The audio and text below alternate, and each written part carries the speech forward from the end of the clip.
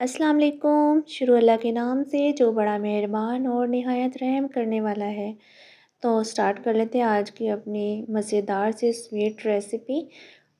आज हम बनाएंगे गाजर वाली खीर। जब गजरेला खा के इंसान थक जाता है तो क्यों ना हम गाजर की खीर बनाएं।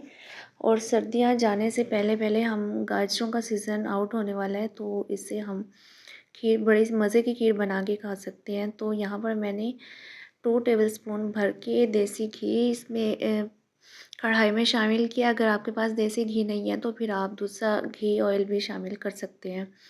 इससे ना टेस्ट और खुशबू बहुत अच्छी आती है। अच्छा, यहाँ पे थोड़े से ड्राई फ्रूट, बादाम, किशमिश और नारियल मैंने इसमें रोस्ट किया है। इसको थोड़ा सा हमें क्रंची करना है, इसलिए मैं इसको रोस्ट कर रही थी। बहुत अच्छा टेस्ट आता है जब भी आप कोई भी स्वीट डिश बनाए ना, तो इसको रोस्ट करके डालें। अच्छा, इसको मैंने थोड़ा सा रोस्ट करना है तकरीबन 2 से 3 मिनट तक, जब तक ये क्रंची नहीं होता। और बिल्कुल लो फ्लेम पे इसको हमें रोस्ट करना है।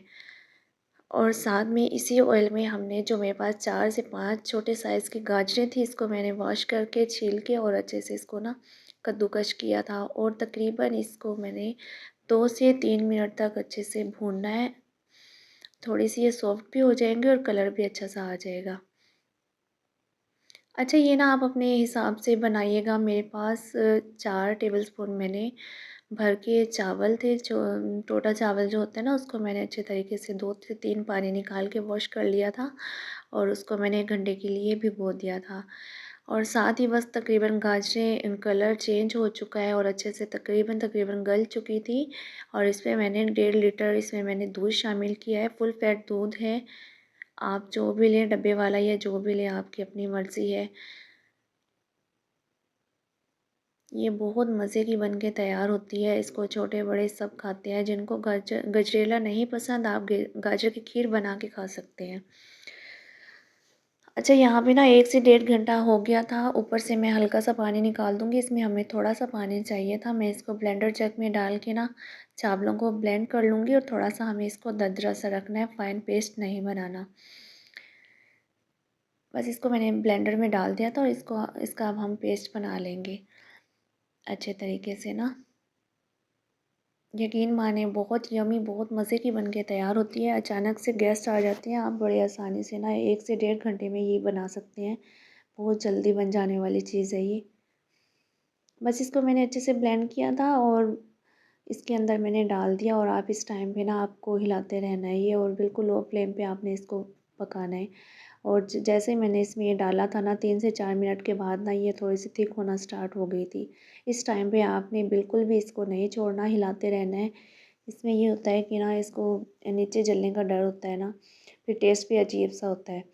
तो बस इसको आप हिलाते रहिए और इस तरह से ना बड़ी मज़े की बन के तैयार हो जाएगी। बहुत इजी तरीका है ये पकाने का ना। आप भी ज़रूर ट्राई कीजिएगा, मुझे भी बताइएगा। और साथ में चैनल को सब्सक्राइब कर दें, बेल आइकन प्रेस करें ताकि आने वाली नई वीडियो का नोटिफिकेशन मिलता रहे। अच्छा, शुगर मैंने इसमें 1 कप शामिल की। आप अपने टेस्ट के हिसाब से डालिएगा और क्वांटिटी आपकी हर चीज़ अपने हिसाब से रखिएगा। अगर आपको ज़्यादा बनानी है, इसे डबल कर लें और शुगर की क्वांटिटी भी इसमें डबल रखिए आप। अच्छे से ये ना थिक होना स्टार्ट हो गई है तकरीबन, और मुझे बहुत ज़्यादा थिक करनी है और इस तरह ना मुझे बड़ी अच्छी लगती है। अच्छा, यहाँ पे ना बन के तैयार हो गई थी। बस हमने इसको डिश आउट किया था। बहुत मज़े की बनी थी, बच्चों ने भी शौक़ से खाई थी और हस्बैंड को भी बहुत पसंद आई थी। बस इस तरह से मैंने इसको डिश में डाला और साथ में मेरे पास खोया था। इसकी वीडियो भी मैंने अपलोड की हुई है मेरे चैनल पे, आप विज़िट कीजिएगा। खोए की वीडियो भी है। बाहर से ख़रीदने की बजाय आप अपने घर में बना सकते हैं। बहुत हेल्दी और ख़ालिस खोया बन के तैयार होता है।